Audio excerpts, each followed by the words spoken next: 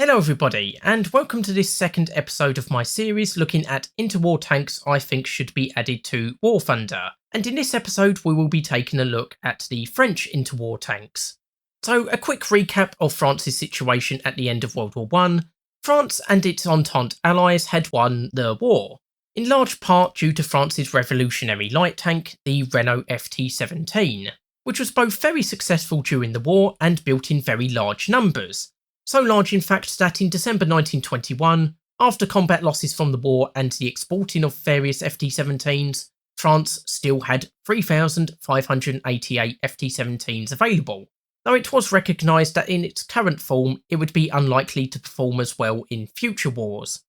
France had also now finally finished building the 10 Char 2C Super Heavy tanks, and still had access to its earlier designs like the Schneider CA1 and the Saint-Chamond, as well as some British Mark V heavy tanks, though the last three tanks would mostly be scrapped or sold not long after the war. However, despite being on the winning side, France was a devastated country, primarily due to suffering huge casualties and the fact that much of the war was fought on French soil, materially and economically devastating the country. Suffice to say, with France beginning to rebuild, there wasn't that much enthusiasm for massive military spending, and so there was a lot of cutbacks when it came to tanks. That said, some development work was carried out, both on designing new tanks and upgrading the existing FT-17 fleet. So we'll start off by looking at one of the new French heavy tank designs, which would eventually become the Char B1. But there would also be a lot of prototypes leading up to the Char B1. So work on what would eventually become the Char B1 came about from a requirement to develop a Char de Bataille, a combat tank intended to weigh around 20 tons, so heavier than the 6.5 ton FT-17, but far lighter than the 69 ton Char 2C. So in 1921 the requirements were set out and 4 prototypes were produced. One by FAMH, one by FCM, and then 2 were built in collaboration by Schneider and Renault, these being called the Schneider Renault A and B, or SRA and SRB, with these designs all coming in at around 15 to 19 tons. The prototypes shared many design features. For example, they all used a 3-man crew, had top speeds of around 9 to 12 miles per hour or 15 to 20 kilometers an hour, a machine gun armed turret, 25 to 30 millimeters of armour, and in the case of 3 of the prototypes, the main weapon was mounted in the hull and was a 75mm howitzer. But for the SRB design, they instead used a 47mm naval gun in the hull. And the SRB design also had access to the advanced Nadir steering system, allowing for precise turning of the hull in order to aim the gun. All 4 designs went through testing, and in 1925 it was decided to use the SRB prototype as a basis for the new tank. But it was also decided to take the best design features from all of the various prototypes and use them for the final design. For example, the SRB's 47mm tank gun in the hull was replaced by a 75mm howitzer. The pneumatic suspension was taken from the FAMH design, and the tracks, clutch and gearbox were taken from the FCM design. Unfortunately, due to budget constraints, the production contracts were delayed, and in the interim the design was further refined, so the ultimate design would be much further improved over these prototypes.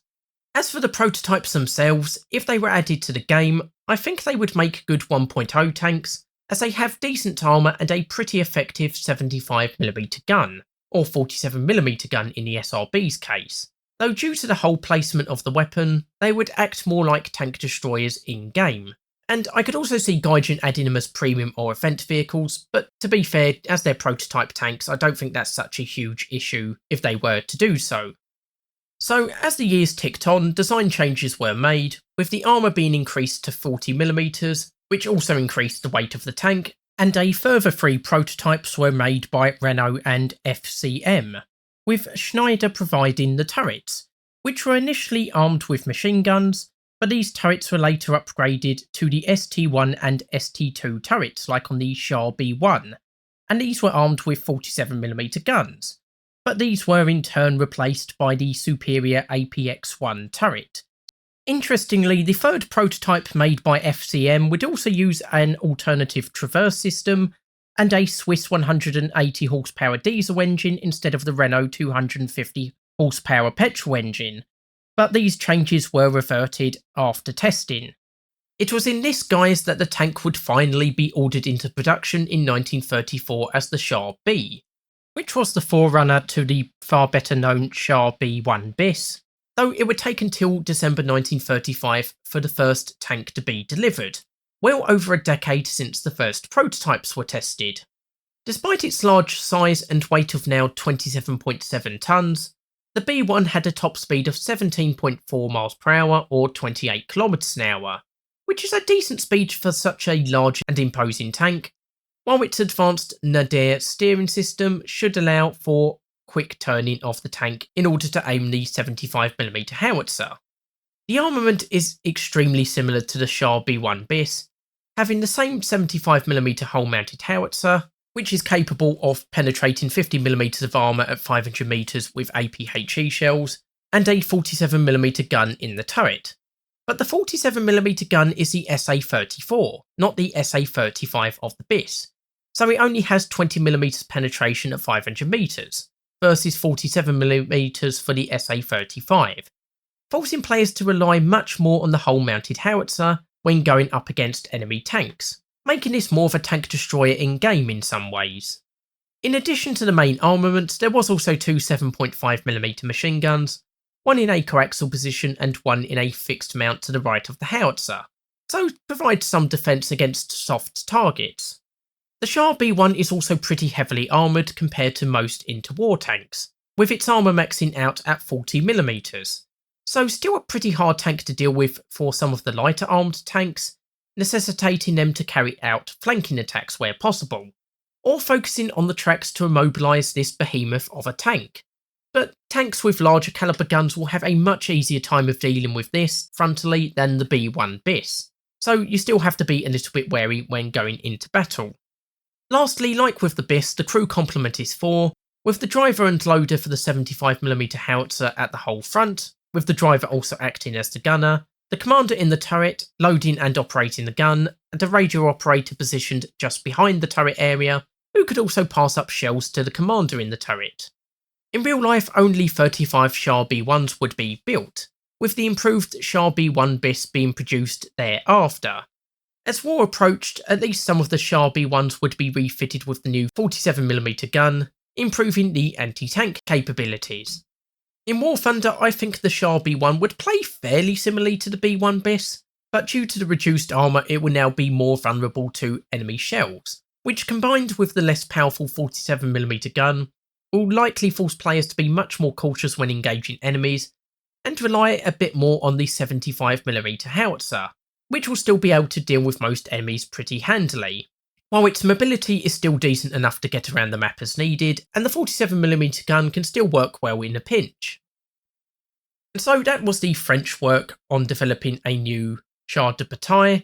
but like I mentioned at the beginning of the episode, France also worked on upgrading its existing FT-17 fleet, which produced some pretty interesting variants and resulted in a few totally new designs. So before we look at the FT-17 upgrades, just a quick recap on what the FT-17 was. It was a light tank with a fairly slow speed of only 5 miles per hour or 8 kilometers an hour, and was armed with a 37mm gun only capable of penetrating 15mm of armour at 100 metres, and it only had a 2-man crew and maximum armour of 22mm. So for the first upgrade we are looking at the Renault Progress, or Renault M2627, which came about in 1924 and was mainly geared to fixing the weaknesses with regards to the slow speed, which was done by adding a new suspension based on a design by French engineer Adolphe Progress, which was already used in French half-tracks. So the new suspension used metal and rubber tracks, new sprockets and 8 road wheels, while sometimes large rollers were also installed at the front of the tank to assist with obstacles, which could be a modification in-game. Initially, this design was a great success, increasing its top speed to at least 7.5 miles per hour or 12 kilometers an hour, though some sources give a slightly higher speed, but either way this is a much needed improvement for what was a very slow tank. However, as I mentioned, the rest of its stats remain the same as the regular FT-17, which does represent a bit of a weakness with this design. But like I mentioned, it is a straight upgrade in regards to speed, so you're not losing anything from this upgrade. Ultimately, 42 FT-17s would be given this new suspension, and many were sent to take part in the Rif War against Berber forces, where unfortunately the new tracks proved susceptible to snapping at high speeds. And after being returned to France they were upgraded. But despite upgrading the tracks again, the new design was largely abandoned, and thus the rest of the FT-17 fleet was not upgraded.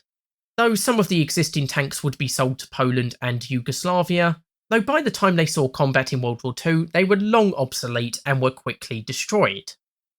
In War Thunder, I would place this vehicle at 0.3, as France now has access to a decently fast light tank that can get around the battlefield at a decent speed, providing cover for the slower regular FT-17s, while also flanking enemies and quickly responding to threats,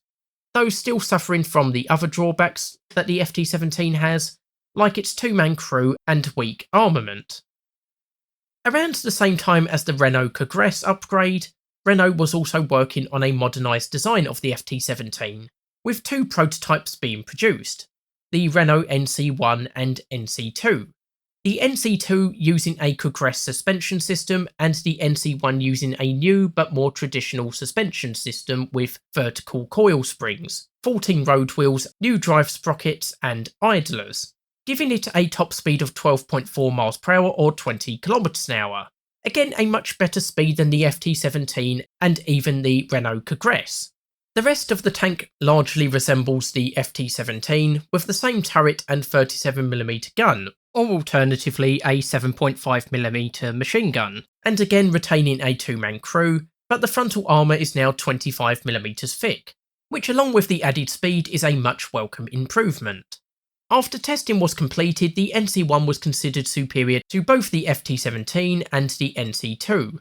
But despite this, the design was not adopted by France, so Renault instead sold the tank abroad as the NC-27, with Poland and Sweden each buying an example, and Japan buying a whopping 23 of these tanks, so at least something was recovered from the design. In War Thunder, I would add the NC2 as an event or premium vehicle, and the NC1 as a regular tank in the tech tree, probably at around battle rating 0.3 to 0.7. As again we have a much faster design than the FT-17 and Renault Congress, while also benefiting from slightly improved armour, though yet again suffering from the two-man crew and lacklustre anti-tank weapon. So the NC1 and 2 were not accepted into French service, but this was much more to do with the French army setting out new requirements for a tank with a better gun and much thicker armour, which in 1928 would lead Renault to design a new tank, which was finally accepted in 1929 as the Char D1. So the Char D1 again resembles an enlarged FT-17, and indeed, due to a shortage of turrets, many of the early examples were fitted with FT-17 turrets, with the 37mm gun. But on the final design it was fitted with a cast Schneider ST2 turret, and was fitted with a 47mm SA-34 gun, as well as two 7.5mm machine guns, one in a fixed position in the bow and one in a coaxial position. Now, the 47mm gun is quite a big step up compared to the previous 37mm gun of the FT-17, which could only penetrate 15mm of armour at 100 metres with its World War I era ammunition,